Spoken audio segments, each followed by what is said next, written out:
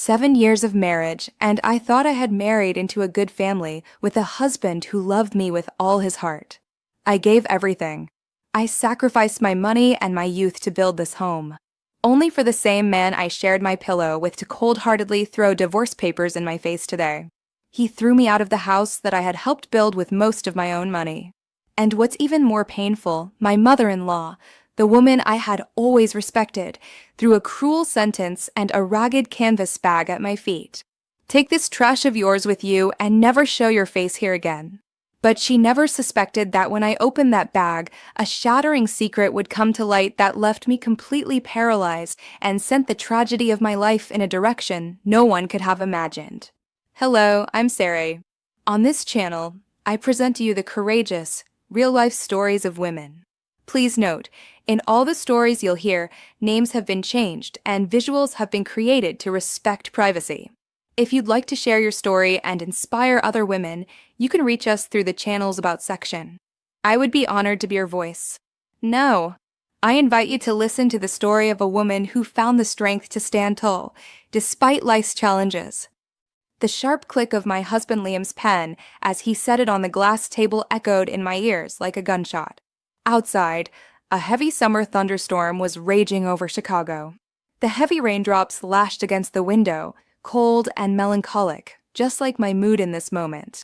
I sat motionless on the high-end leather sofa with the divorce papers in front of me. Liam's fresh signature seemed like a mockery of my 7 years as a wife. I had a lump in my throat and couldn't get a single word out. I looked at him, the man I had fallen in love with at 20 and for whom I hadn't hesitated to give up a promising career to be his unconditional support. His face was as attractive and elegant as ever, but the look he gave me now was so strange, so icy, that it chilled me to the bone. He was no longer the tender husband who held me in his arms every night and whispered words of love to me. The man before me was a judge, an executioner, throwing me away like an old object. Sign it. His voice was completely emotionless. This house is in my name. The car, too. You came here with nothing, and you'll leave with nothing. It's just simpler. As a gesture for the years we were married, I'll give you enough money to rent a small room and start looking for a new job. Every word he spoke was like an invisible knife stabbing directly into my bleeding heart. I had contributed 2/3 of my savings for this house to build it together with him. The luxury car he drove was a gift I had financed for him from my annual bonus. And now he had the nerve to claim everything belonged to him. That I was a parasite and had to leave with nothing. Why?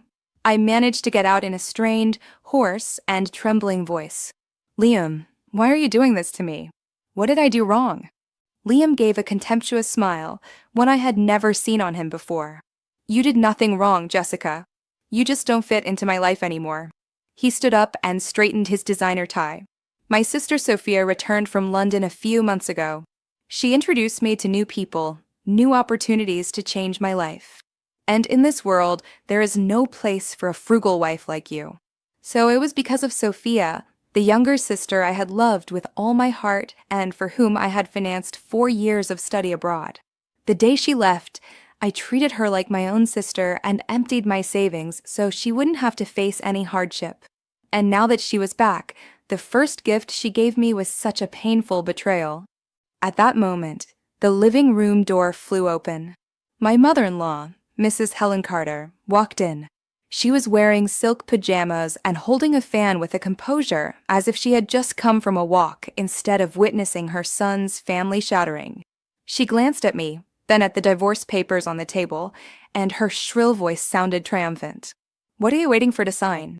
A barren woman like you is just taking up space. 7 years, and not a single heir for this family. What are you clinging to? Her words were like a bucket of ice-cold water poured over my pain. The topic of children was my greatest sorrow. We had been to countless doctors. They said we were both healthy. It just wasn't the right time yet. Liam had always comforted me and said he didn't care. It turned out that was all a lie, and this was the perfect excuse to get rid of me. I looked up at her. My eyes begged for a last spark of humanity, but I only received her icy gaze. Don't call me Mom. I have no daughter-in-law as useless as you. My son Liam has a brilliant future ahead of him. He needs a woman who is his equal, who knows how to give him children. Not a burden who only knows how to live at his expense. I couldn't take it anymore. Pain and indignation rose in my throat. I jumped up. Tears streamed down my cheeks. A burden? You say I'm a burden? Who paid for the majority of this house? Where did the money for Sophia's studies come from? Who took care of you all when you were sick? I never held anything against you, but that doesn't mean I did nothing. My mother-in-law was stunned for a moment by my reaction, then scoffed. Oh, you can talk a good game. Where's the proof? The deed for the house is in my son's name. You gave the money to his sister voluntarily, and now you're coming to make demands. How shameless. She turned to her son. Liam, what are you waiting for to throw her out? If she stays here one more minute, she's just dirtying this house. As if he had only been waiting for this command, Liam came closer, grabbed me by the arm, and dragged me to the door. My suitcase, which had already been packed, was in the entryway. Get out. My patience with you is gone. He pushed me out the door, and I fell hard onto the cold floor of the porch. The rain continued to pour down heavily and burned painfully on my face. I looked inside at the man who had been my husband and at my mother-in-law, the people I had loved the most, who now looked at me with strange, cruel eyes. The heavy iron door began to close. At that exact moment, my mother-in-law came out of the house with an old, torn canvas bag in her hand. It was the bag I used to take to the farmer's market. She threw the bag at me, and it landed right next to a dirty puddle. Take this trash of yours with you too, and get out of my sight. Her voice screeched as the door slammed shut. I was left alone in the darkness, in the rain, and in absolute despair. I sat there, letting the rain soak me, my tears mixing with the water on my face. I didn't know where to go. I had lost everything. But maybe out of curiosity or a last spark of hope, I reached out with my trembling hand and picked up the torn bag she had thrown at me. I opened it, and what was inside took my breath away and opened a completely new chapter in my life. The thunderstorm still hadn't let up. I was huddled under the awning of a closed shop, soaked and freezing. The small suitcase lay abandoned next to me, and in my hands, I held the torn canvas bag. The only thing my mother-in-law had given me before she closed the door. How long had I been sitting here? An hour, 2, or more? I didn't know. Time seemed to stand still. Only the pain and emptiness were eating away at my soul. My head was spinning with unanswered questions. Why? Why had everything come to this? What had I done to deserve such a tragic end? 7 years isn't a long time, but it's long enough for a woman to put her entire youth, faith, and hopes into a marriage. I once thought I was the happiest woman in the world to have married Liam. When we met, he was just a boy from a small town in the Ozarks who had come to Chicago to seek his fortune. He was friendly, honest, and had a smile as warm as the sun. I was a fresh college graduate back then, starting to run a small fashion boutique. Our love developed naturally and gently. He had nothing, but he had a sincere heart. He told me, Jessica, I have nothing right now, but I promise you I will work hard to give you the best life. I won't let you suffer. I believed in that promise. I believed in his love. We got married in a simple ceremony without luxury cars, without an elegant restaurant, only with the blessings of family and friends. After the wedding, we lived in a small rental apartment. Life was hard, but always full of laughter. I continued to run my business, and Liam worked as an employee at a real estate firm. My business flourished. A small shop turned into a chain of 3 designer boutiques with a loyal clientele and steadily growing income. I never hid anything from Liam. I shared every income, every business plan with him. I wanted him to see that we were a team, building our future together. When my business was stable, I decided to step back to have more time for family. I delegated some of the management to my employees and kept only an oversight role. I wanted to be a real wife, cook for my husband every day, and take care of every detail. I also started thinking about his family. His parents lived in their small town in an old, run-down house. Every time I visited them, my heart ached. I suggested to Liam that we build them a new house. At first, he was embarrassed. He said he didn't have enough money. I smiled, took his hand, and said, "My money is your money. Your parents are my parents. Let's take care of them together and give them a dignified place to live. I took out almost $500,000. It was all my savings at the time. I sent it to their town so his parents could build a solid 3-story house. On the day the new house was finished, all the relatives came to congratulate us. Everyone praised what good children we were. My mother-in-law, Mrs. Helen, took my hand and said with a moved voice, "Jessica, thank you, my child." I never thought I would live in such a beautiful house one day. I felt so happy in that moment. I thought my sincerity had finally been rewarded. Then there was the matter of Sophia, Liam's younger sister. She was intelligent and a good student. Her biggest dream was to study abroad, but her family couldn't afford it. When I saw the longing in her eyes, I couldn't stand it. I said to Liam, "Let me handle this." Consider it an investment in her future. At first, Liam hesitated, but finally he agreed. For 4 years, I sent Sophia money punctually every month, not a cent less. I gave up travel, gave up the luxury my friends enjoyed, all so that my sister-in-law could fulfill her dream. I thought when she came back with her degree, she would be the pride of the family and grateful to her sister-in-law. But I was wrong. I was so incredibly wrong. The change in Liam began about 2 years ago, after he was promoted to sales manager. He started coming home late. The business trips piled up. Dinners at home became rarer, and the tender words dried up. He paid more attention to his appearance, bought expensive suits and brand-name watches. I wondered if the work pressure had changed him or if his new environment had alienated him from the man he once was. I tried to rekindle the flame, cooked his favorite dishes, dressed more nicely at home, but all I got was indifference, sometimes even irritation. "Don't bother me, I'm tired." That was the sentence I heard most often in the last 2 years. I was sad and hurt, but I never thought he had another woman. I continued to believe blindly in our love, in our 7 years together, until Sophia returned. She had changed completely. She was no longer the simple, modest student of the past. She came back with a modern look, fashionable, and with a mindset I couldn't understand. She told me, "Jessica, a woman nowadays needs to know how to enjoy life, how to invest in herself. If you keep hiding away in the kitchen, Liam will get sick of you one day." I just smiled and thought she was joking, not knowing that this was the first warning. Sophia often invited Liam to go out to nightclubs, to luxurious parties, which according to her were for making contacts. Initially, Liam refused, but then he went along more and more often. He would come home smelling of alcohol with another woman's perfume on his clothes. When I asked him about it, he just yelled, "Don't be paranoid. This is work. These are social contacts. Do you get it?" And finally, the inevitable happened. Today, he threw me away with an unbearably cruel justification. "You don't fit in anymore." 7 years of sacrifice, 7 years of effort, and all I got were those 4 words, "You don't fit in anymore." Another hot tear rolled down my cheek. What had I done wrong? Was it a mistake to love someone too much, to sacrifice myself too much for his family? Or was it a mistake to trust too much in the word marriage? The rain had let up, leaving only a fine drizzle in the air. The city was shining bright and glossy, but my heart was a dark abyss. Where should I go now? I couldn't go to my mother in this miserable state. I didn't want to worry her. I looked at the torn canvas bag in my hand, the only thing they had given back to me. It probably just had a few old clothes I had worn in the past. I smiled bitterly. They treated me like a beggar until the very end. But maybe, before I completely fell apart, I should check what was inside.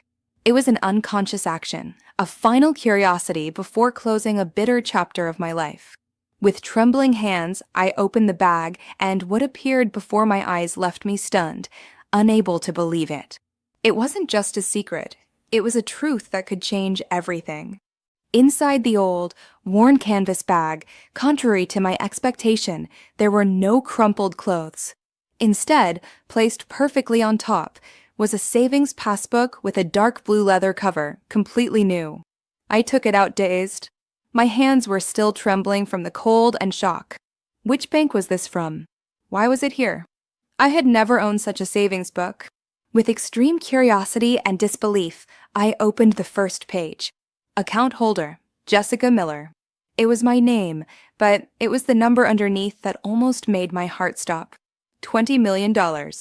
20 million. I rubbed my eyes and looked at the number several times. $20 million. The number was like an electric shock that jolted me and made all the fatigue, pain, and despair from before disappear. Only shock and incredible amazement remained. Where did this money come from? Why would my mother-in-law, a woman who had always put me down and counted every cent, put such an enormous sum in this bag and give it to me? It was too illogical, too absurd. Maybe it was a mistake or a new trap she was setting for me. Thousands of questions swirled in my head. Trembling, I searched the rest of the bag. Under the savings book was a bundle of documents carefully stored in a transparent plastic sleeve. I took them out. It was a property deed, but the address was neither the house in the small town that I had paid for nor the mansion Liam had just thrown me out of. The address read clearly, Mansion number 27, Astor Street, Gold Coast, Chicago. It was one of the most expensive and prestigious residential areas in Chicago, and what made me freeze again was the owner section.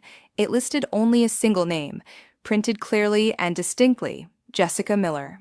Along with the deed were the purchase contract and the payment receipts, all settled. The mansion had been paid for in cash 6 months ago and belonged entirely to me. My mind went blank. All logic evaporated in the face of what was happening. A savings book with $20 million and a luxury mansion. All in my name. Placed in a torn bag and handed over by the same mother-in-law who had just humiliated me and thrown me onto the street. Was this a dream, or was I so hurt that I was hallucinating? I pinched myself hard on the arm. The stinging pain spread. It was real. At the very bottom of the bag was something else. A cheap cell phone, one of the old flip phone models, and a power bank. And on the back of the phone, a carefully sealed letter was taped, with no writing on the outside. My heart was beating wildly in my chest. I knew that the answer to this whole insane situation must be in this letter. Trembling, I broke the seal and unfolded the paper. Inside were a few lines in careful and familiar handwriting. It was the writing of my mother-in-law, Mrs. Helen. Jessica, my child, when you read these lines, you will probably hate me. You will hate this whole family to the bone. I am sorry. I am sorry for all the cruel words, all the merciless acts I did to you today. But my child, please believe me, everything was an act, a painful act that I felt forced to perform to protect you, to protect what is yours. I froze. An act. I discovered the true face of Liam and Sophia a long time ago. Liam has not only been unfaithful to you, but he has conspired with his mistress to siphon funds from your own company. And Sophia, the daughter I love the most, is not only ungrateful, but has pushed her brother to rob you of your belongings and put you on the street to clear the way for his mistress. I overheard their conversation. They planned to wait until they had emptied your accounts. Then they would invent an excuse for the divorce and put you on the street with nothing. Every line of the letter was like a hammer blow to my head. Liam embezzling from my company, Sophia encouraging him. How was it possible that I had noticed nothing? I tried to talk them out of it, but it was no use. Greed has blinded them. I knew if I openly took your side, they would become more cautious and act faster. I had no other choice but to play the role of the evil mother-in-law, to take their side so they would get careless and believe I was with them. Only in this way did I have time to help you secretly. The $20 million are just a small portion of my liquid assets that I moved into a secret account for you. I transferred everything to your name. I also bought the mansion on the Gold Coast with this money. I wanted you to have a place to flee to, a safe refuge when the storm comes. I knew Liam would want to keep your house, so I had to prepare a safer escape route for you. I made sure all the property papers are in your name. He will never be able to touch them. Today, when I threw you out, my heart broke into 1,000 pieces. But I had to do it, Jessica. I had to let them see that you really left with nothing, that you were thrown out in absolute humiliation. Only then would they be satisfied, drop their guard, and show their true face. This is a chess game, and we must win. This phone is for us to communicate secretly. Don't use your old phone. They could be monitoring it. Keep playing the role of the pitiful woman who has been abandoned by her husband and has nothing. Let them keep playing their game. I will help you collect all the evidence of their crimes. When the time comes, we will deliver the final blow. Child, be strong. The show has only just begun. Your mother. I folded the letter. Tears streamed down my cheeks, but this time they weren't tears of pain or despair, but of emotion, gratitude, and a hope that was reborn from the ashes. My mother-in-law, the woman I thought was cruel and cold, turned out to be the one who loved and protected me the most. She didn't choose direct confrontation, but a thornier, more painful path, accepting the role of the villain to protect me in the shadows. Such a bold plan, such an immense sacrifice. I honestly couldn't believe it. What would you have done after reading a letter like that? Let me know in the comments. I looked at the savings book and the property deed again. They were no longer just material things. They were love, trust, the weapon my mother-in-law had handed me. I dried my tears, my gaze becoming firm and sharp. I will not collapse. I will not let my mother-in-law's sacrifice be in vain. I will continue to play this part. I will act until the final curtain. Liam, Sophia, enjoy it while you can, because your happy times are coming to an end.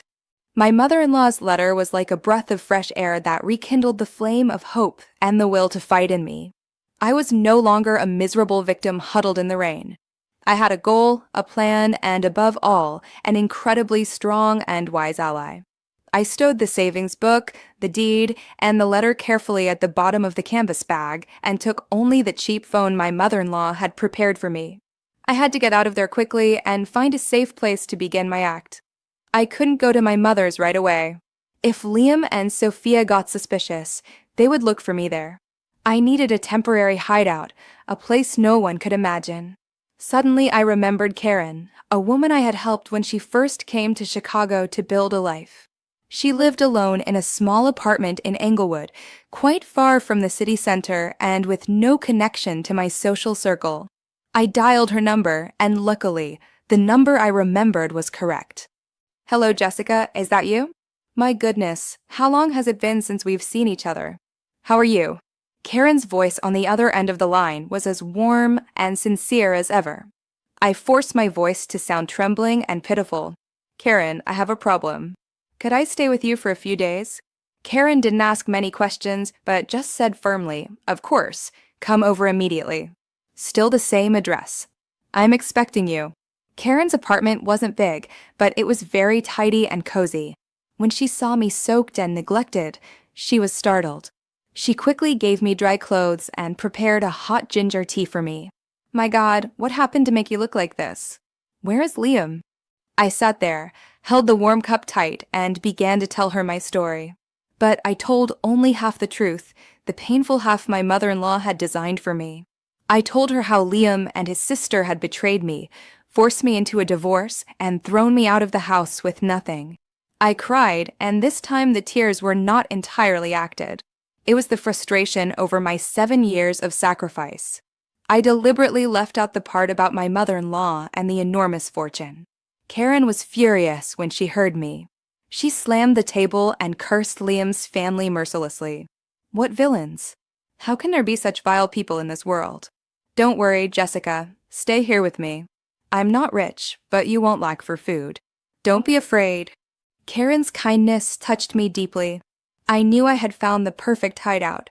That night, I used the new phone with a prepaid card and sent my mother-in-law a message. I am safe. A few minutes later, she replied. Good, stay calm. They have already started to act. And so it was. The next morning, while I was helping Karen clean, a post on social media caught my eye. Sophia, my sister-in-law, had published a status update full of hints on her profile. Finally, the sky is clearing. There are burdens that don't belong to us, and it's better to let them go early to make room for better things. Along with the text was a photo of her and Liam in a luxury cafe. Both were smiling broadly as if they had thrown a great burden off their shoulders. The post quickly received hundreds of likes and comments. Friends of Sophia and Liam asked, "What are you celebrating? Liam looks so sharp." Sophia didn't answer directly, but left only smiling and mysterious emojis, which increased everyone's curiosity. I knew this was her first move, a test of public opinion.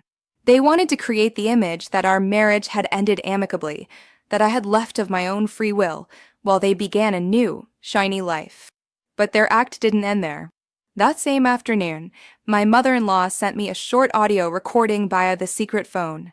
It was a conversation between her and Liam at dinner. "Mom, I settled things with Jessica. She was reasonable, signed voluntarily, and left. I gave her some money. I didn't want her to go empty-handed." Liam's voice sounded haughty and magnanimous. "Better that way," replied Mrs. Helen, maintaining her role as the disinterested mother. "Settle it quickly and focus on other things. Sophia introduced you to that girl, right? The director of the modeling agency. Take the chance. A man can't be without a woman by his side."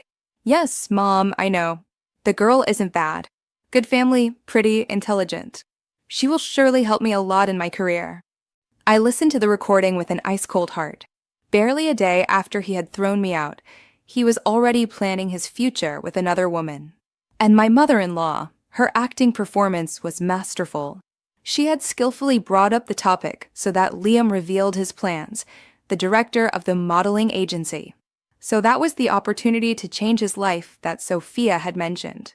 My marriage wasn't even officially over, and they were already paving the way for another woman, a woman who was more appropriate and had a better social position. That night I couldn't sleep. I kept thinking about what my mother-in-law had written in the letter. "Liam has conspired with his mistress to siphon funds from your own company.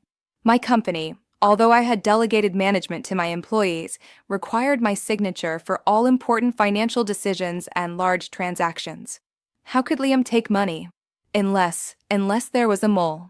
Unless someone inside my company helped him." A name suddenly popped into my head and sent a cold shiver down my spine. Megan, my head of accounting. Megan was a quiet, meticulous woman who had been with me for 5 years. I trusted her completely. I had entrusted the entire accounting and finances to her. But I remembered hearing recently how employees were gossiping that Megan had bought a luxury condo. Something impossible with her salary. At the time, I thought her family probably had money and didn't think much of it. But now everything seemed incredibly suspicious. Immediately, I turned on my laptop and logged into the company's internal management system. I went to the finance section and checked all transactions from the last 6 months. My heart was pounding. I checked hundreds of transactions. At first, nothing seemed abnormal. All expenses had valid invoices and receipts. But then I paused at several payments under the purpose, marketing costs, to a consulting firm with a very strange name, North Star LLC. The payments were not huge, significant sums, over $100,000 each, but they repeated monthly.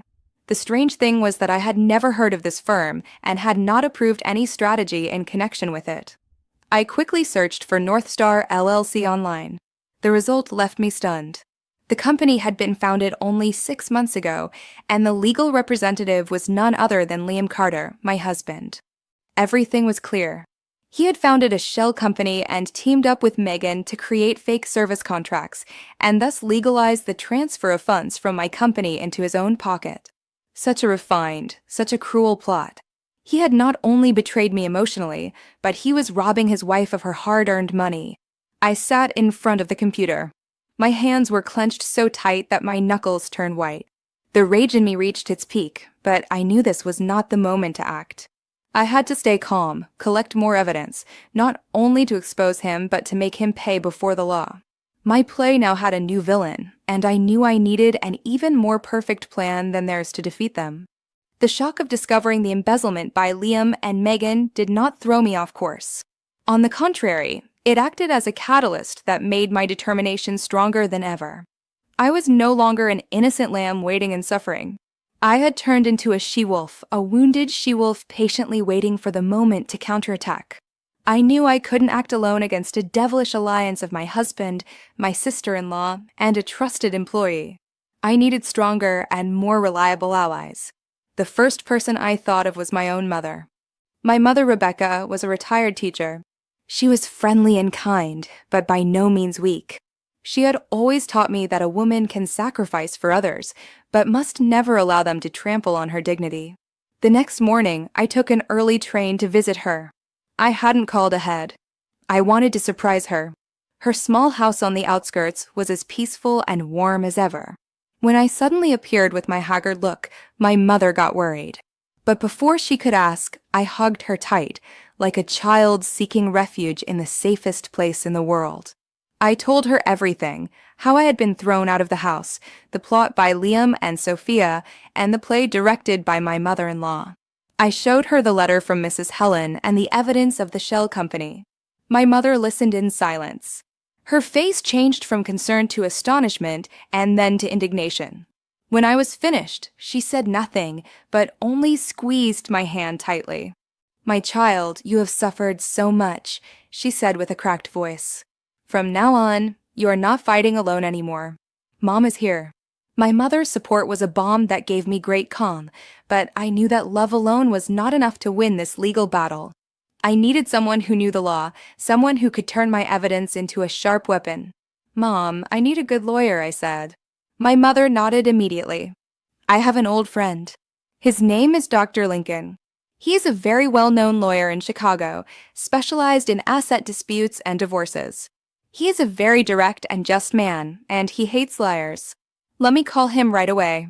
The meeting with Dr. Lincoln took place that same afternoon in his law firm. He was a middle-aged man, tall, with a distinguished aura and an incredibly sharp gaze. After examining all the documents I had provided him, my mother-in-law's letter, the account statements, the information about Liam's shell company, Dr. Lincoln just nodded with an unmoved face. His calm made me a little impatient. "Dr. Lincoln, what do you think? Is this enough evidence for?" He interrupted me with a firm voice. "It is not only enough evidence for you to win the divorce and get back all your assets, but it is enough to file criminal charges against Liam for embezzlement and fraud. Even his sister Sophia and the accountant could be considered accomplices." He looked at me seriously. "But the question is not whether we have enough evidence, but how far you want to go. Do you want to put your husband in prison?" His question made me freeze. Put Liam in prison? I had never thought of that. Despite all his cruelty, he was still the man I had once loved, my husband for 7 years. A part of me still hesitated. Seeing my silence, Dr. Lincoln continued. "Jessica, I understand how you feel, but you must consider that misplaced pity is cruelty to yourself.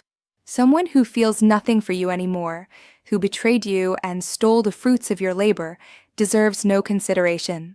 This fight is not only to get back what belongs to you, but to prevent them from continuing to deceive other women." The lawyer's words lit up the dark corners of my mind. He was right. I couldn't be weak in this moment. If I forgave Liam, it would be as if I were tolerating evil. "I understand." I raised my head. My gaze became determined. "I want everything to be settled according to the law. Whoever has done wrong must face the consequences." "Good," nodded Dr. Lincoln with satisfaction. "Then let's start with the plan. For now, keep playing your role. Act pitiful, desperate. The more you do that, the more certain they will become of their victory. In the meantime, I will discreetly collect further evidence, especially witness statements from your company's employees, to build the case. We will not attack immediately. We will wait for the perfect moment, when they least expect it, to deliver the final blow." Leaving the law firm, I felt a sense of absolute certainty. I had a clear plan, a defined strategy. I was no longer a small ship drifting rudderless on the ocean. I had a beacon to guide me and an experienced captain. I returned to Karen's apartment and continued my role. I made myself appear more frail, ate and slept little, and spent the day with a vacant stare. Karen looked at me with pity and kept encouraging me. I knew her concern was sincere, but I couldn't tell her the truth. The fewer people who knew about the act, the safer it was. The plan was risky, and I had to play the part of a broken woman perfectly. Do you think you could have pulled off an act like that? In the meantime, Liam and Sophia were celebrating their victory elsewhere. My mother-in-law kept me updated. Liam had made his relationship with the model public. He went shopping with her and to luxury restaurants without any shame. Sophia didn't stop boasting on social media with designer clothes and exotic trips financed by her beloved brother. They were intoxicated by their success, not knowing an invisible net was slowly closing around them. I read my mother-in-law's messages, saw the photos of Liam and Sophia, and my heart remained calm. I felt only pity for them. They were happily dancing on the edge of an abyss without realizing it. My act continued. Every day, I played the role of a failed and pitiful woman perfectly. I didn't contact Liam and showed no sign of resistance. My silence led him and his family to become completely careless. They believed I had accepted my fate, that I had given up, and that was exactly what I wanted. I needed them to be certain of their victory and arrogance so that when I acted, they would have no time to react. One night, while I was alone in my room, the secret phone vibrated. It was a message from my mother-in-law. Sophia is going to celebrate her birthday. She's planning a big party at the most luxurious hotel in the city to introduce her new boyfriend and show off her status. Liam is paying for everything. A brilliant idea shot through my head. This was the moment I had been waiting for. A big party with all of Liam and Sophia's friends and business partners. The perfect stage to let the curtain fall on this play. I smiled, a cold smile in the darkness. Thank you, Sophia, for giving me such a good opportunity. Your birthday party will undoubtedly become an unforgettable memory. The plan for Sophia's special birthday gift took shape secretly between Dr. Lincoln and me. Time was tight, only 2 weeks. But with what we had, we were sure we could cause an earthquake. First, we needed to confirm the party details. I called my mother-in-law, keeping my weak, pitiful tone. Mom, I heard that next weekend is Sophia's birthday. The voice of Mrs. Helen on the other end sounded as cold as ever, but I could hear an undertone of satisfaction. Yes, she plans to celebrate big. She has invited hundreds of people to the Drake Hotel. Her boyfriend comes from a good family. She has to make a good impression. Liam is supporting her in everything. He's taking care of the organization from A to Z. Oh dear, I answered in a whisper, feigning sadness. Can I come, Mom? After all, she is my sister-in-law. My mother-in-law laughed dryly. What do you want to come for, so people can stare at you and whisper? Stay home and leave us in peace. I hung up and smiled. Everything was going according to plan. The less they wanted me to appear, the more effective my appearance would be. In the meantime, Dr. Lincoln got to work. He sent an official request to my company, demanding in my name that the management, meaning me, cooperate by providing all ledgers and invoices from the last year for the divorce asset division. Of course, this was just a diversion, an act aimed at Megan, the head of accounting. After receiving the request, I called an urgent meeting and invited Megan and other department heads. I played the role of a weakened, worried, and powerless boss perfectly. I said that my husband's lawyers were putting me under pressure and that they suspected financial irregularities in the company. I asked Megan to prepare all necessary documents. Megan, please check everything carefully, I said, looking her directly in the eyes with a pleading voice. I trust you completely, but Liam's lawyers are very aggressive. If they find any mistake, not only me but the whole company will be in trouble. Megan seemed, as expected, nervous, but tried to remain calm. She nodded and promised to check everything.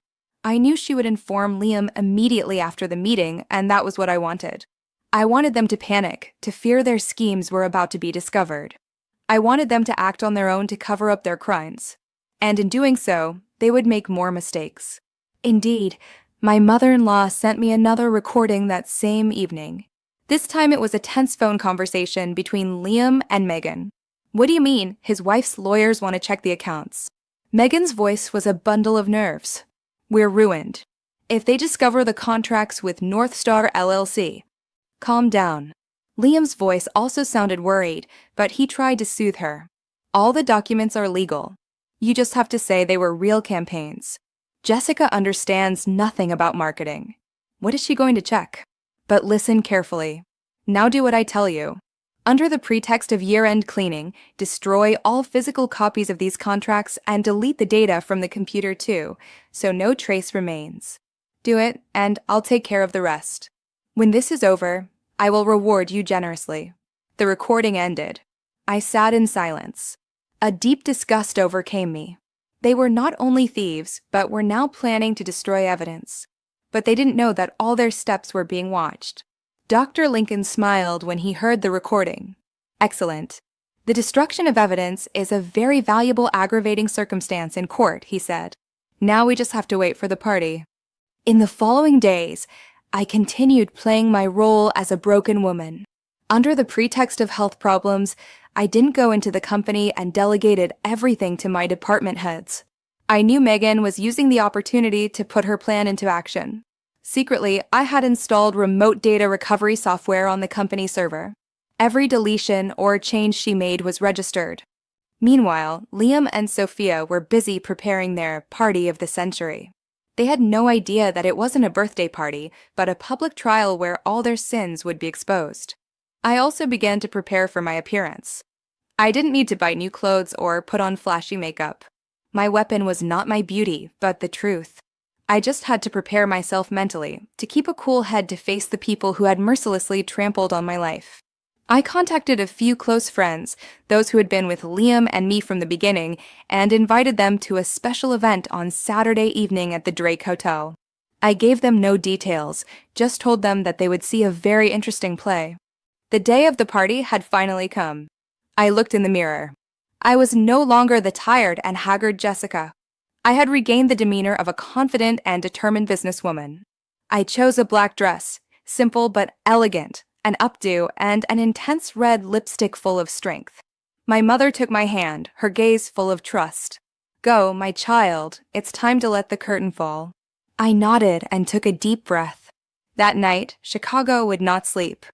The Drake Hotel was a splendor of luxury and glitter that evening, like a fairy tale palace. The main hall was decorated with fresh flowers, balloons, and cascades of crystal lights. Soft music mixed with the sound of laughter. Sophia, in a designer evening gown of quartz pink studded with sequins, received guests at the entrance, as beautiful and haughty as a princess. By her side was Liam in an elegant white suit, holding the hand of a young and beautiful model, whom he openly introduced as his new girlfriend. They looked like the perfect couple, happy and radiant. Anyone who saw them would have thought they were an example of success and fulfillment. They were at the peak of their arrogance, unknowingly, while the abyss opened beneath their feet. I didn't enter the hall directly. Together with Dr. Lincoln and two notaries in plain clothes, I sat in a cafe on the ground floor and watched silently. My mother-in-law, Mrs. Helen, had also arrived. She continued to play her role as a simple woman from a small town, dressed plainly, sitting in a discreet corner, but I knew her sharp eyes were watching everything. According to the plan, we waited until exactly 8 p.m. When the party had started and all guests were present, it would be time to raise the curtain. At 8 p.m., after Sophia's opening speech full of boasting about her own success and the support of her wonderful brother, the host invited everyone to look at the big screen to see a video of memorable moments from her last year. That was my moment. I stood up, adjusted my dress, took a deep breath, and calmly entered the hall with Dr. Lincoln and the two notaries. My sudden appearance drew all eyes, the music quieted down, and whispering spread. Everyone knew who I was, the useless and barren wife who had just been abandoned by her husband. They looked at me with a mixture of curiosity, pity, and even contempt. Liam and Sophia, standing on the stage, froze at the sight of me. The smiles vanished from their lips. Sophia's face went from radiant to pale, while Liam stammered, unable to speak. "Jessica, what are you doing here?"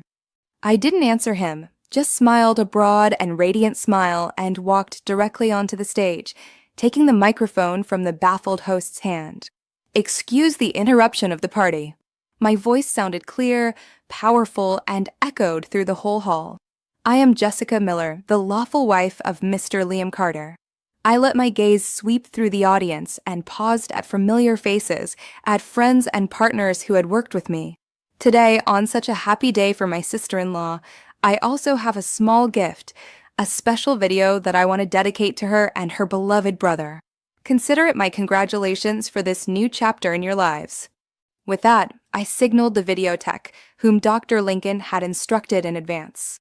The lights in the hall were dimmed, so only the light of the big screen remained. The video began. It wasn't glamorous pictures of Sophia, but a photo of the old house in their hometown before the renovation with the text, "Here's where the story begins." Afterwards, enlarged account statements appeared one after another, clearly showing the sender's name Jessica Miller and the recipients Liam Carter and Sophia Carter, with sums amounting to hundreds of thousands of dollars.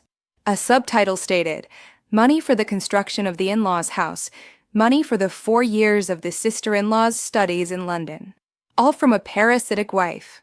Seeing their faces, a part of me felt a twinge of doubt. Was this going too far, or was it the justice they deserved? Tell me what you think below. The hall went into an uproar, the whispering growing louder. The faces of Liam and Sophia went from white to purple. The video continued, showing screenshots of the transactions between my company and Liam's shell company, North Star LLC. Fake contracts, fraudulent invoices, everything was projected with crystal clear clarity. The following text appeared, and this is how a wonderful husband responds. He embezzles almost $1 million of his wife's money to finance his mistress. The screen changed and showed a series of photos of Liam and the model embracing and being intimate in various places, from luxury restaurants to hotels. "Turn that off. Turn this garbage off immediately," screamed Liam, trying to climb onto the stage, but it was already too late. Dr. Lincoln and the 2 notaries blocked his way. The video continued. This time it was the recording of the conversation between Liam and Megan, where they planned the destruction of evidence. Their voices sounded clear and undeniable. "Delete everything so that no trace remains." The hall exploded. Shouts, boos, insults from all sides. People turned to Liam and Sophia with disbelief, disgust, and contempt. The model, Liam's new girlfriend, was stunned, her face pale as wax. She hadn't expected to be just a pawn in his game. The video ended with the image of the divorce papers Liam had thrown at me, with the pathetic severance pay and the demand, "You'll leave with nothing." The last text appeared on the screen like a verdict. Justice may take time, but it always comes. The lights in the hall came on, and chaos broke out. Screams, Sophia's hysterical crying, the insults of the guests who felt betrayed. The journalists we had notified rushed onto the stage, aimed their cameras at Liam and Sophia, and bombarded them with questions. "Mr. Carter, how do you explain this evidence? Miss Carter, did you know about your brother's fraudulent activities?" The magnificent birthday party had turned into a public trial, a tragicomedy where the 2 main characters, Liam and Sophia, were judged by everyone. Amidst the confusion, I calmly put down the microphone and stepped off the stage. My mother-in-law, Mrs. Helen, was waiting for me there. She took my hand. Her gaze was a mixture of compassion and pride. "Let's go, my child. The play is over." I nodded and calmly left the hall with my mother-in-law, leaving the ashes of lies and greed behind me. I didn't have to look back. I knew that from this night on, the lives of Liam and Sophia would never be the same again. The storm I had unleashed at the Drake Hotel had a far greater impact than I had imagined. That very night, the video of the birthday gift and the recordings of the chaos at the party spread on social media like wildfire. In a single night, Liam Carter went from being a successful sales manager to a fraudster and a villain condemned by society. Sophia Carter was exposed, going from a proud princess and brilliant student to an ungrateful person living off her sister-in-law's sacrifices. Her scandal became the hottest topic in all forums and conversations. The stock of the company Liam worked for plummeted. Partners canceled contracts, and friends and colleagues turned their backs on him. They lost everything in one night: career, reputation, and the relationships they were so proud of. The next morning, the police initiated an official investigation. With the evidence presented at the party and my report, Liam and Megan were brought in for questioning. A travel ban was immediately imposed, thwarting any escape plan. In the meantime, my mother-in-law and I found a strange peace. After the successful premiere, we returned neither to Karen's apartment nor to my mother's house. My mother-in-law organized a short trip to a resort at Lake Geneva. She said we needed to get out of the eye of the storm and let the law and public opinion do their work. And most importantly, I needed to rest and heal the deep wounds in my soul. For the first time in many years, I felt a true sense of freedom. I walked along the shore, listened to the sound of the water, and breathed the fresh mountain air. I didn't have to worry anymore, didn't have to plan, didn't have to act. I could be myself. My mother-in-law, Mrs. Helen, also seemed to have a great burden lifted from her shoulders. She no longer had that strict and grumpy expression. She smiled and talked more. She told me about her youth, about the difficulties and failures she had overcome. It became clear to me that behind the hard and cruel facade she had built was a woman who had also been hurt and had to fight alone. "I'm sorry, Jessica," she said suddenly one evening as we sat on the balcony looking at the lake. "I was wrong to treat you like that. I was selfish. I only thought of my children and forgot that you are also my daughter." I took her wrinkled but still warm hand. "I don't blame you, Mom. I understand. It's all over." "No, it's not over." She shook her head.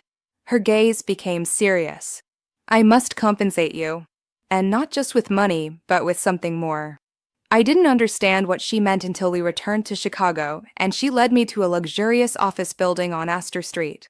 She escorted me to the top floor and opened the door to an office with a brass plate that read, "Office of the President, Westwood Real Estate Group." I froze. The Westwood Group was one of the largest real estate conglomerates in the country, a formidable competitor to Liam's former firm. This is your company?" I stammered. "More precisely, it is the company my grandfather left me, and which I have managed in secret all these years without anyone knowing," said Mrs. Helen with a calm but proud voice. I couldn't believe what I was hearing. My mother-in-law, whom I thought was a simple housewife, was the president of a great empire. "Why? Why did you hide it?" "Because I wanted to test people." "My child," she said with a gaze that wandered into the distance. "I wanted to see how my own children would treat me if I had nothing. And I received my answer. They were only interested in my money, my property. Only you, Jessica, only you treated me with a sincere heart, even when you thought I was just a grumpy old woman with nothing to offer." She turned to me, her gaze full of trust. "Jessica, I am old. I have no strength left to continue this. I want you to take my place. You have the talent, the courage, and most importantly, a noble heart. You will do it better than I." Her proposal was like a thunderclap. Me, president of the Westwood Group? That was unimaginable. "But I have no experience in the real estate sector," I stammered. "Business is business. The sector doesn't matter, child." She smiled tenderly. "If you could build a chain of shops from scratch, there is no reason why you cannot lead this group. Besides, you won't be alone. You will have me and a team of the most loyal people by your side." I looked into my mother-in-law's firm eyes. I knew it wasn't just an offer, but a handover of absolute trust. I was no longer an abandoned wife, no pitiable victim.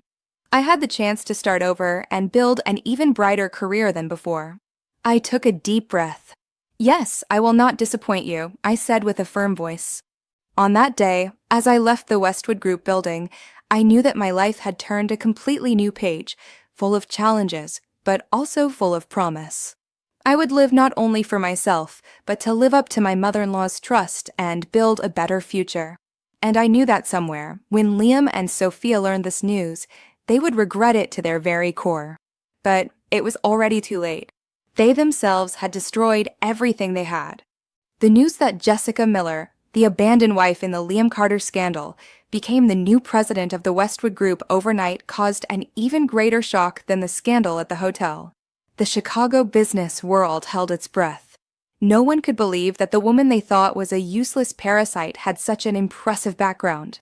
Newspapers and news portals dedicated whole pages to her again, but this time it was not criticism or pity, but admiration and amazement.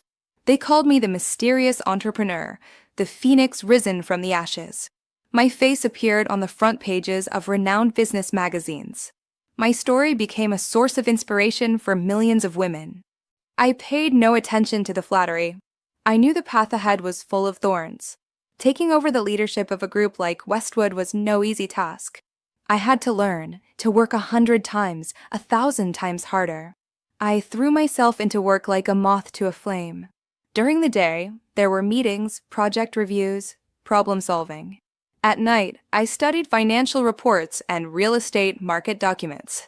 My mother-in-law, Mrs. Helen, became my best advisor. She didn't intervene directly in the management, but her advice and valuable experience helped me enormously.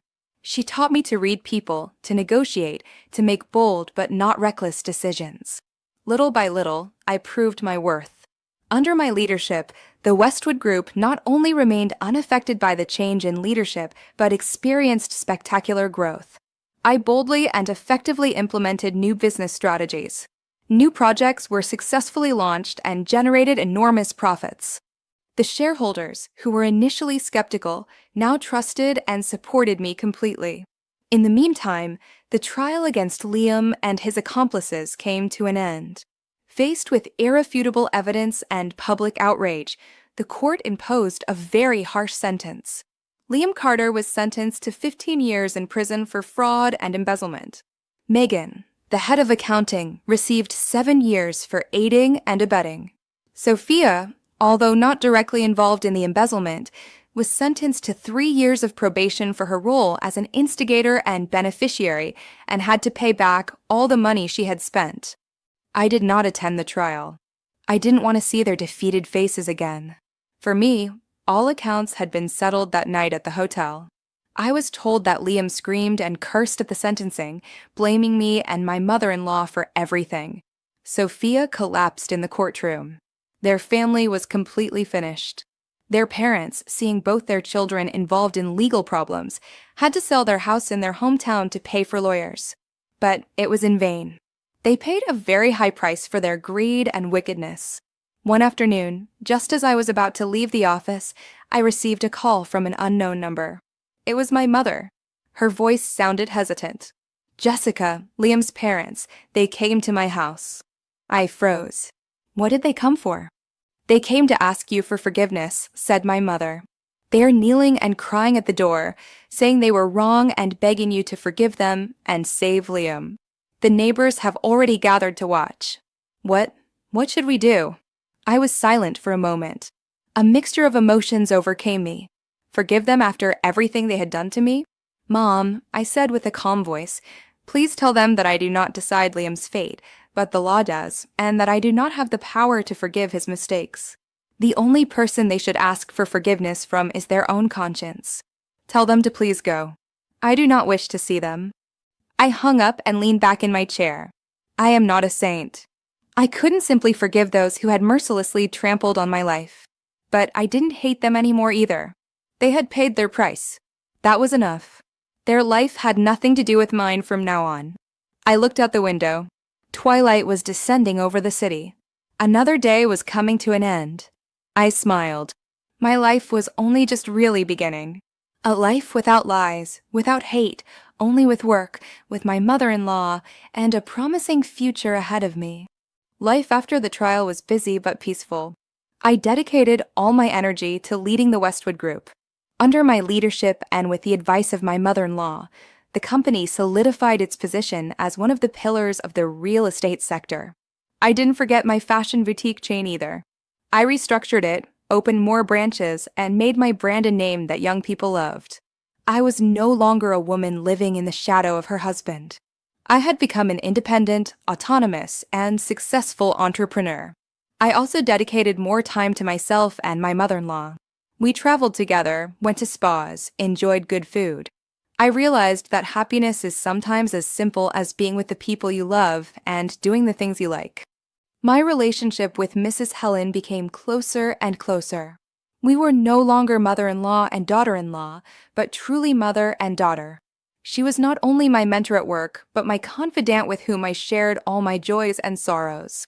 Sometimes she mentioned Liam and Sophia with a sigh. I knew she still felt the pain of a mother in her heart, but she never asked me to forgive or help them. She respected my decisions, my new life. One morning, while I was checking reports in my office, my secretary came in somewhat hesitantly. "Madam President, a person named Sophia Carter is asking to see you." It had been a long time since I had heard that name. Since the scandal, Sophia had vanished without a trace. She had quit her job and broken off all contact. Why was she looking for me now? "Let her in," I said calmly. I wanted to see what else she could want from me. Sophia entered. She looked completely changed. She was no longer the modern and confident executive. She was much thinner, her face haggard, her eyes sunken, and with an expression of fatigue and fear. She wore an old business suit that had lost its shine. When she saw me, she lowered her head, not daring to look at me. "Jessica," she murmured. "Sit down." I pointed to a chair. "What do you want?" Sophia hesitated for a moment and suddenly knelt before me, bursting into tears. "Jessica, I'm sorry. I know I have no right to ask you for forgiveness, but I regret it so much. I beg you, please save me." I was stunned by her act. "Stand up. If you have something to say it calmly." I didn't want to seem magnanimous, but I also didn't want to witness this humiliating scene. After a while, Sophia calmed down and told me her story. It turned out that after Liam's scandal, his mistress, the model, had quickly fled with a large sum of money that Liam had embezzled. She had fled the country and left Sophia alone to face the consequences. Sophia had been implicated as a friend and accomplice. Although her sentence was lighter than Liam's and Megan's, her reputation in the financial world was ruined. No company wanted to hire her. She lived as an outcast, despised by everyone. "I lost everything, Jessica," she said, sobbing. "Career, friends, honor, nothing is left. For months I've been doing menial jobs to survive. I can't go on. Give me a chance to rebuild my life. I promise to do everything to make up for my mistake." She looked at me, her eyes full of pleading. "I know I don't deserve it, but I beg you." I looked at her silently. An indescribable feeling overcame me. Should I forgive the woman who, along with others, had stabbed me in the back?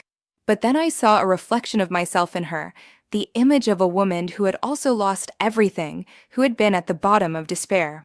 If it hadn't been for my mother-in-law, perhaps I wouldn't have been able to get back up either. "Stand up," I said, my voice softening. "I don't want to dwell on the past. We all make mistakes. The important thing is knowing how to regret them." Sophia looked up. Her eyes widened with hope. "Does that mean you?" I didn't say I forgive you, I interrupted her. "Betrayal can't be erased so easily, but I can give you a chance." I took out a business card and wrote an address on it. "This is the address of a social center that the Westwood Group sponsors. They need an accountant. It's not a glamorous job and the salary isn't high, but it's enough for you to start over. Go there and use your talent to help people in need. Consider it a form of reparation for your mistakes." Sophia took the card, her hands trembling. She couldn't say anything, only bowed her head. Tears of remorse ran down her cheeks. As she left, I followed her stooped figure with my gaze and felt a sense of lightness.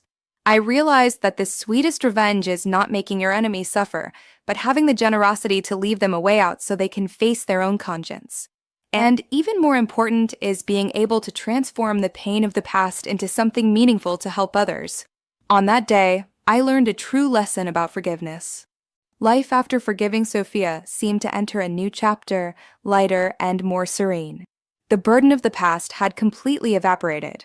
I focused on my work and on taking care of my mother-in-law. Under my leadership, the Westwood Group solidified its position in the market. We not only built luxury real estate projects, but also led social initiatives. The Sunflower Foundation, which I founded myself, helped hundreds of female entrepreneurs and created a strong wave of female empowerment and independence. I became a role model, an inspiration for many, but deep in my heart, I felt that something was missing. I had a career, money, fame, but no real home. The huge mansion, although I had my mother-in-law with me, sometimes felt empty. I longed for a child, a little being I could love and take care of, to make my life complete. But after everything that had happened, I no longer believed in love. I didn't want to put my life in a man's hands again. I thought about adoption, but my mother-in-law had another idea. One evening, while we were watching a romance movie, she suddenly asked me, "Jessica, have you thought about marrying again?" I was surprised by her question. "Mom, what are you saying?" "No, I haven't thought about that." "Why?" She looked at me tenderly. "You are young, pretty, intelligent. You deserve to be happy, to have a man by your side who loves and protects you. Not all men are like Liam. But I'm afraid, Mom, I confessed. afraid of being cheated on again, of being hurt. She took my hand. I understand that. But you can't close your heart forever because of one bad experience. Give yourself a chance and give it to someone else. There is someone I want you to meet. He is a very good man. I never thought my mother-in-law would become my matchmaker. The man she introduced to me was Michael, the son of one of her deceased best friends. He was a pediatrician, 5 years older than me, divorced, and raising his little daughter alone. I had seen him a few times at family gatherings. My impression was of a quiet man who spoke little, with a friendly smile and a very warm gaze. At my mother-in-law's insistence, Michael and I started seeing each other. Initially, it was just coffees and casual conversations, but gradually I felt attracted by his sincerity, his understanding, and his good heart. He didn't use beautiful words and didn't give me expensive gifts. He was simply there for me, listening to me and comforting me when I was tired. He also told me about his past marriage, about the pain and difficulties of raising a daughter alone.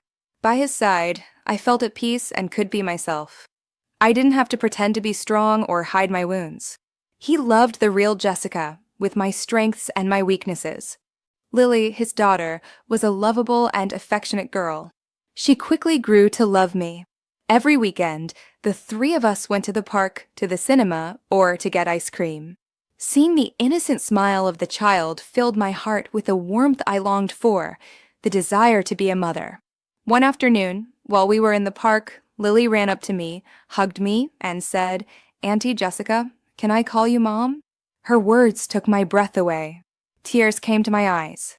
I held her tightly and nodded happily. Of course, my child. Michael, who stood next to us, looked at us with shining eyes full of emotion. He came closer, knelt down, and took out a small velvet box. Inside was a simple but exquisite diamond ring. "Jessica, will you marry me?" he said with a sincere and warm voice. "I don't promise you the material wealth you already have, but I promise you something you have always looked for, a family, a true home, a place with me, Lily, and unconditional love." I didn't hesitate anymore. I nodded and offered him my hand so he could put the ring on it. A tear of happiness rolled down my cheek. After so many storms, I had finally found my safe haven. Our wedding was simple but cozy on the coast of Maine, with only family and closest friends. My mother and my mother-in-law, the two grandmothers, held hands and smiled radiantly. Lily, in a beautiful princess dress, was the flower girl for her own parents. In the moment of the ring exchange under the spectacular sunset, I knew I had found true happiness. A happiness that did not come from money or fame, but from sincerity, understanding, and true love. Life after the wedding with Michael was a sweet and quiet dream. We moved into the mansion on the Gold Coast. The house, which was once cold, now overflowed with Lily's laughter and the warmth of a real family. Michael was a wonderful husband and father. He loved me deeply and took care of Lily devotedly. He helped her with homework, played with her, and read stories to her before bed. His love gradually healed the girl's wounds and helped her become more cheerful and confident. I also found happiness in my role as a mother. I learned to cook Lily's favorite dishes. I decorated her room like a princess castle. I spent time talking with her and sharing secrets. The unconditional love I gave her was also the medicine for my own scars. My mother-in-law, Mrs. Helen, was thrilled with my new family. She treated Michael like a son and Lily like her granddaughter. Every weekend we all met, cooked together, and watched movies. This warm and happy atmosphere was what I had longed for so long. My work at the Westwood Group continued to be demanding, but I learned to balance my professional and family life. I was no longer obsessed with work. I knew that the greatest success of a woman is not how much money she earns, but building a happy family. One afternoon, I received a call from the prison at my office. It was Liam. I hadn't heard from him in a long time. I hesitated, but then picked up. "Jessica, it's me." His voice sounded hoarse and tired. "Thanks," I answered calmly. "Are you calling about something specific?" "No, nothing special. I just wanted to ask for your forgiveness one more time. I know it's too late, but I really regret it. In here, I've had a lot of time to think. I was wrong in an unforgivable way. I destroyed my own happiness. I lost the best woman in the world. I listened silently. My heart remained calm. I also feel guilty because of my mother, he continued with a cracked voice. I am a bad son. I wasn't by her side when she needed me most. If you can, please take care of her for me and also of my parents. They are already old and have suffered a lot. I know I have no right to ask you this, but you don't need to say more, I interrupted him. I will take care of your parents. You focus on getting better. That is the best way to make up for your mistakes. I hung up. I felt no anger anymore, only pity. He had paid a very high price for his mistakes. A few days later, I visited the old and simple neighborhood where his parents lived. After the scandal, they had to sell everything and return to their old house. I stood before the peeling wooden door with a strange feeling. I knocked. Liam's mother opened. When she saw me, she froze, her eyes full of surprise and shame. She had aged a lot. She no longer had that proud and bitter aura. Jessica, what? What are you doing here? She stammered. I came to visit you. I smiled, a smile without resentment. I entered the small house, which was untidy and smelled of dampness. His father lay on a folding bed. After a stroke, he had remained paralyzed on one side. When he saw me, he tried to sit up with tear-filled eyes. I placed a fruit basket and an envelope on the table. I brought you a little something. Here is some money so you can make ends meet. I also contacted a good rehab center. They will come to your home to help him with his exercises. Liam's mother burst into tears. Tears of late remorse. Jessica, we did you so much wrong. We don't deserve this. The past is the past, I said sincerely. I'm not doing it for you. I'm doing it for Liam. After all, he was my husband, and I'm also doing it for myself. I don't want to live with hate. I left there with a light heart. I realized that forgiving not only frees the other person, but also frees yourself. Only when you let go of the past can you find peace and happiness. A year after our wedding, our small family welcomed a new member. A beautiful boy, the spitting image of Michael. The arrival of little Leo brought us complete happiness. The mansion was always filled with the laughter of the two children. Lily became a wonderful big sister who adored and spoiled her brother. Seeing them play together filled my heart with warmth and gratitude. I thanked life for the opportunity to be a mother, to experience this sacred and unconditional love. I continued my work at the Westwood Group, but learned to organize my time more efficiently. I delegated more to my employees. I wanted to spend more time with my family, with Michael and the children, because I understood that no career can replace the happiness of home. Michael remained an exemplary husband and father, my rock in every storm, at work and in life. My mother-in-law, Mrs. Helen, retired completely and dedicated her time to looking after her two grandchildren. Her joy was seeing them grow up healthy and happy. The Sunflower Foundation grew into an organization of great influence, a home for thousands of female entrepreneurs all over the country. I no longer led it directly, but had passed the torch to the new generation and acted only as a mentor and source of inspiration. Sometimes I received news from Liam's family. His parents lived a modest and quiet life in their hometown. Liam got out of prison on probation after a few years of good conduct. He became a quiet and reserved man.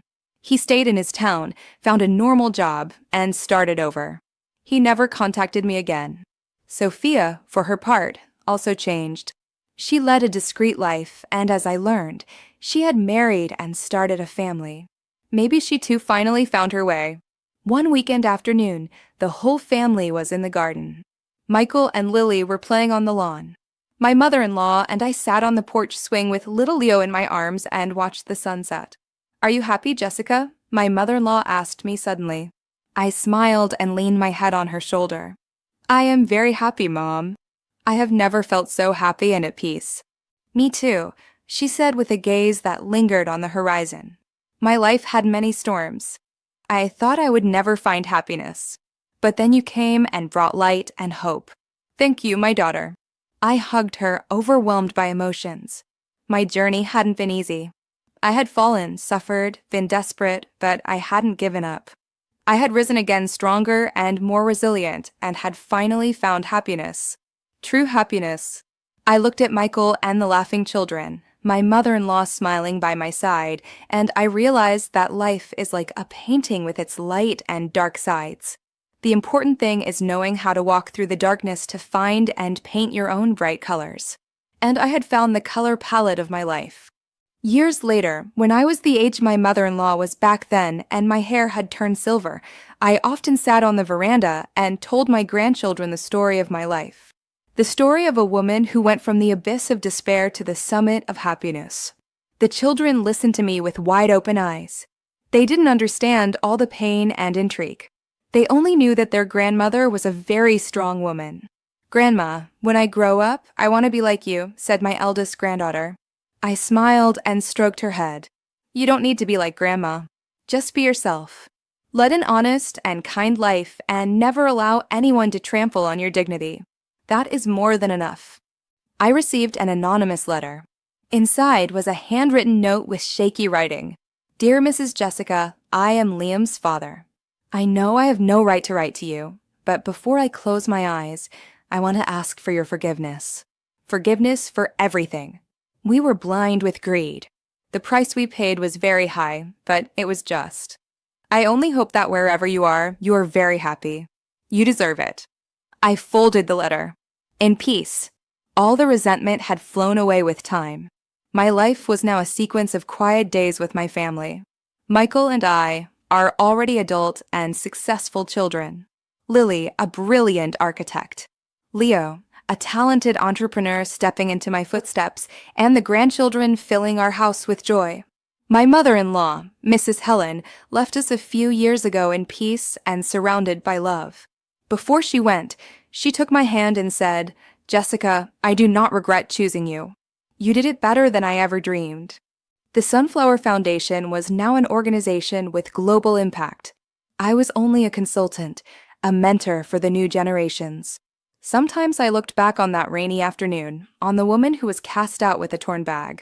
It was no longer a painful memory, but a reminder of the value of strength, love, and forgiveness. From the balcony, I looked at the blooming garden. The wind carried a sweet scent. My life had been a long journey with ups and downs, with laughter and tears, but I regretted nothing. Everything that happened had made me who I am today. A Jessica who found happiness not on the outside, but in the peace of her own soul. And I knew that my story didn't end here. It would continue through my children, my grandchildren, and all the women of the Sunflower Foundation. It would become an eternal song about resilience, faith, and the beauty of life. A psalm called The Rebirth of the Phoenix. We've listened to this strong woman's story together. I'm grateful to her for sharing her courage with us. So, what do you think? If you were in her place, could you make these difficult decisions? Share your thoughts with me in the comments. I read each one and try to respond. Thank you for being here with me. See you in the next story.